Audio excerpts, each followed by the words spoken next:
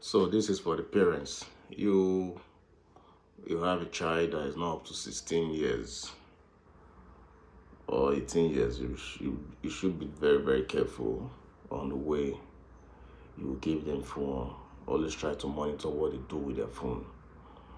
You know, this AI, this AI stuff has really, it has helped a lot in the technology system, and also it has also destroyed little children.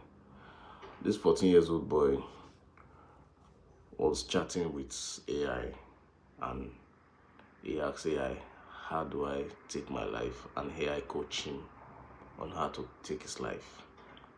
Before the parents could realize, the guy has already given up the ghost. He has killed himself. He committed suicide.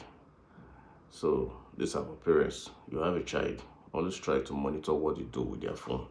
And if you watch now, you can see after the ban of phone from 16 children of 1 to 16 years in Australia, even UK are making the same proposition.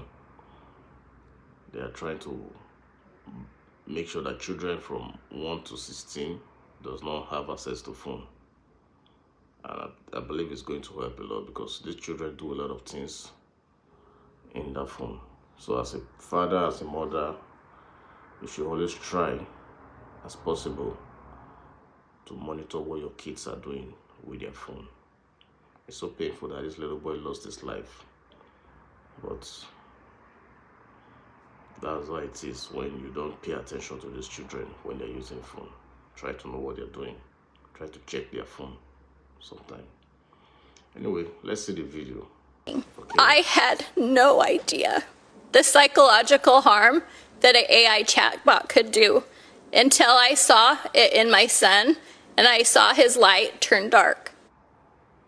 A father, Matthew Rain, says his son Adam was just 16 when a chatbot coached him on how to commit suicide.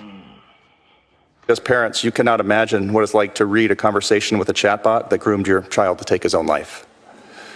What began as a homework helper gradually turned itself into a confidant and then a suicide coach. ChatGPT mentions suicide 1,275 times, 6 times more often than Adam did himself. Looking back, the ChatGPT radically shifted his behavior and thinking in a matter of months, and ultimately took his life.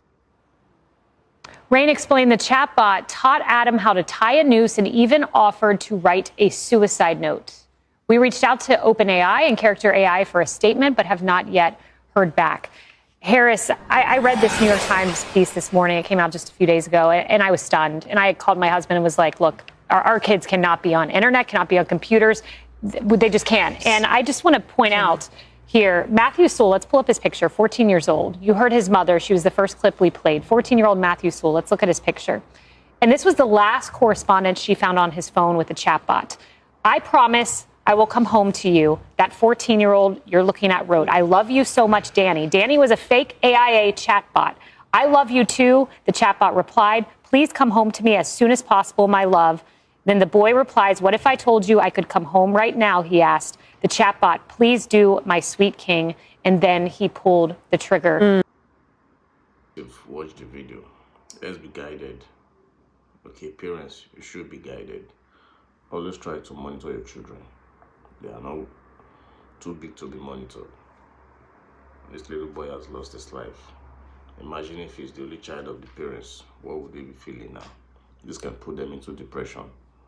You understand? So let's be guided the way we allow our kids to use phone. Whatever you think, just drop it on the comment section.